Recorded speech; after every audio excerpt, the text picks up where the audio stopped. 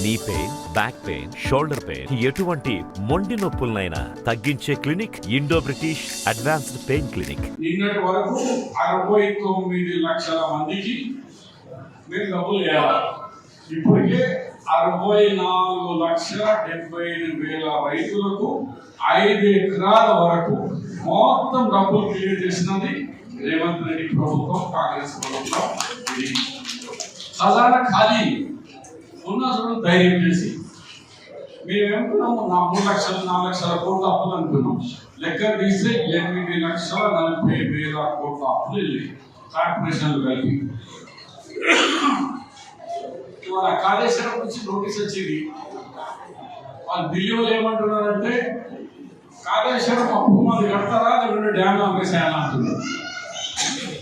ఇలాంటి సమయంలో మరి మీరందరూ చూస్తున్నారు కాంగ్రెస్ పాలన. మేము చెప్పిన అన్ని కూడా చేస్తూనే ఉన్నాం. కొన్ని టైం పడుతుంది, అంతలోపు ఎలక్షన్ కూడా. ఒకప్పుడు ఖాళీలు కొట్టి మీ దగ్గర దమ్ము లేదు, మీ మీ మీ పార్టీలో దమ్ము లేదు కాబట్టి అందరు మా దగ్గర తొడలు కొట్టుకున్నారు. ఇవాళ ఏడుస్తున్నారు, మాట్లాడిపోతారు. బిడ్డ దేవుడు బతికి ఉన్నప్పుడు చూపించేస్తాడు, ఈ భూమి మీదనే చూపిస్తాడు. నువ్వు ఈ వేరేలోకి ఎట్లా చీట్ చేసి ఇతర పార్టీలను ఖరాబ్ చేసి ఈ వ్యవస్థను చెడగొట్టున్నారో. ఇవాళ ఒక బిడ్డ జైలుకున్నది. ఇంకా 4 దినాలు అయితే చూడు వాళ్ళ కుటుంబం ఎంతమంది చేరుకోవాలి. ఫోన్ ట్యాపింగ్, భార్యాభర్తకు వచ్చే ఫోన్ ఇంటారా ఎవరన్నా? భార్యాభర్తలు మాట్లాడింది కూడా ట్యాపింగ్ చేశారు. అది కూడా వాళ్ళ కుటుంబ వ్యక్తులకు కూడా చేసింది. ఆ పేర్లు వస్తే వెళ్ళగా మీకు రాబోతున్నాయి. ప్రైవేట్ టాక్స్ చాలా పెద్ద నేరం ఉండేది. యాజ్ టెలిఫోనిక్ చట్టం ప్రకారంగా చాలా పెద్ద నేరం అది. ప్రైవేట్ వ్యక్తులతో భార్యాభర్తలు మాట్లాడుతున్నది అది కూడా రికార్డింగ్ తెప్పించారు. వాడు రాధాకృష్ణ అనేటువంటి పోయిండు, ఏం దాదాగిరి నడిపించాడు. 9 సంవత్సరాలు వాడే. ఆ ప్రభాకర్ రావు అమెరికాకు పారిపోయాడు.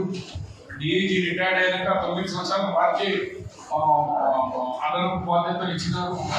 అట్లా ఫోన్ ట్యాపింగ్, లిక్కర్ కేస్, ఇక భూ కబ్జాలు. వాడు కన్నరావు అనేటువంటి వాళ్ళ అన్నకొడుకు పారిపోయాడు సింగపూర్కు. సెటిల్మెంట్ వాడు ఇంకోటి కొత్తగా పారిపోయాడు. కాంగ్రెస్ మొత్తం పారిపోతారు చూడండి మీరు.